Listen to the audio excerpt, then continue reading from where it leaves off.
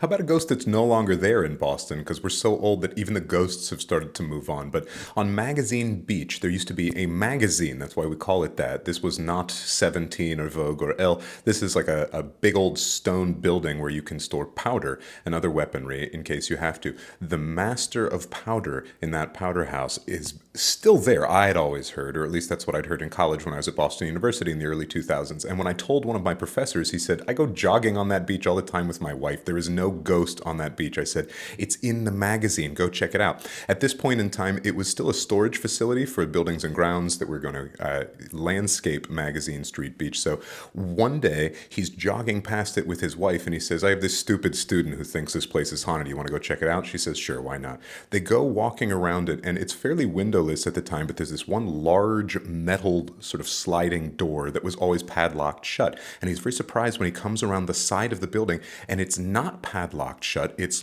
open about 1.5 feet. And from inside, he hears his wife say, Michael, come here. Oh my God, you have to see this. And he goes over to the door and he's just about to lift it up when suddenly his wife puts her hand on his shoulder and says, Michael, do not go in there. I heard that too. Suddenly the door slams shut. They said they heard something sound like it was roaring and then destroying the place from the interior. They went running again. It was padlocked every other time they went past it after that, but they didn't go past it very often because that kind of freaked them out. About 2014, that building is renovated. It is now a welcome center for Magazine Beach. So if you'd like to go and visit it, you can walk inside there. I doubt you're going to see the ghost. I think it has moved on since renovations.